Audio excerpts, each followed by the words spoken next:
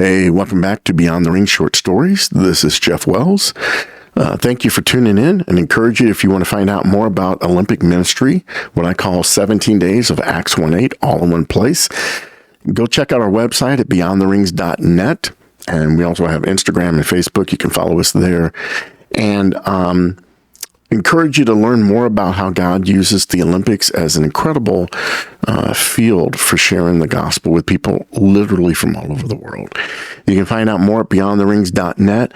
I encourage you to go check it out. And while you're there, prayerfully consider joining our support team, where we ask our Beyond the Ring support team members to pray, to give, and to share. And I treasure having you join the team and being a part of what God is doing during the Olympics. Our next Olympics is coming up is Paris 2024.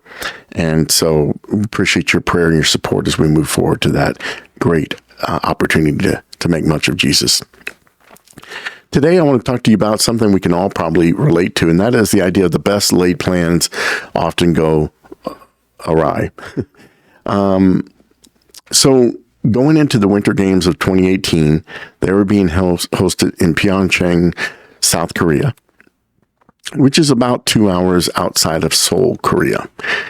And initially, we didn't think we were going to be able to have a team be on the ground.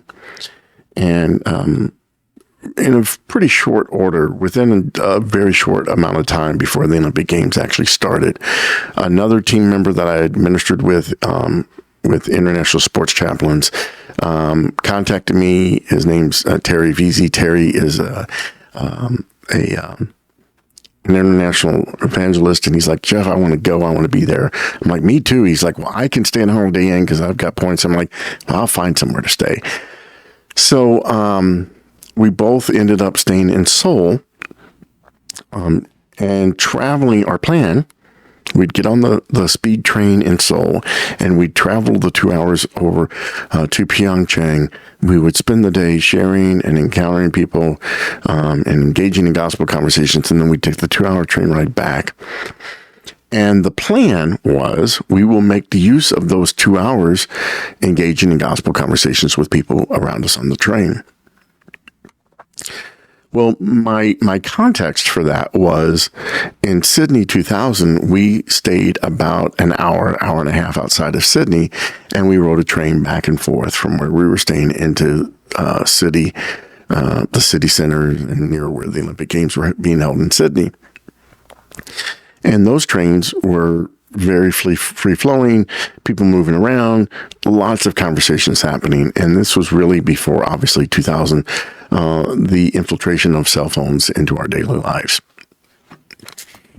So that's the context. And even though I'd been in Beijing for the 2008 Olympics and spent a lot of time on the Beijing subway system, it just didn't occur to me how, especially in South Korea,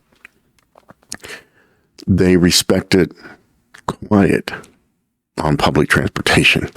And so you can imagine I'm on the, well, actually, this is how I first experienced it. I landed in Seoul, South Korea, and somebody was meeting me there, and they were so very helpful. They met me and helped me make my way to the metro and get from the metro to where I was staying. And they were such a blessing, and they were a family from a previous ministry that I'd known. And we get on the train there at the airport. I've got my luggage, and this person is helping me get to where I'm staying. And you could have heard a pin drop. It was deafening silence on this full public subway train. And I'm like, oh, this is weird. And you look around, and a lot of people are, not only are they not quiet, but it's 2018, and now virtually everybody has cell phones, and they either have Bluetooth in or earbuds or something, and they're watching something or they're listening to something. The bottom line is they're not interested in talking. It's considered rude in their culture. And not only that, they're distracted by something else. And so that's exactly what we experienced every single day we got on the train. Again, two things we discovered after we got there. You're assigned a seat on a train is like an airplane. That's your seat. You don't get up and you don't move around. It's like, okay, I got 2 hours to talk to this person next to me. A lot of times it's an Asian person, and they're not talking because it's not polite, and they're again, making use of their cell phone to do other things. And so it was a learning lesson. I thought I'd be able to have lots of gospel conversations. Turned out God wanted me to spend most of that time just at rest and with him. I did have a couple of opportunities to share in gospel conversations with internationals. I sat next to a young man who was an American, and got to share with him. But those opportunities were few and far between. But what I learned in that is a couple of things. One, I need to do a better job of researching things and getting to the root of things and what I thought versus what is. But even in that, God used those opportunities in a different way that I had not expected, because we were on our feet for many, many hours every day,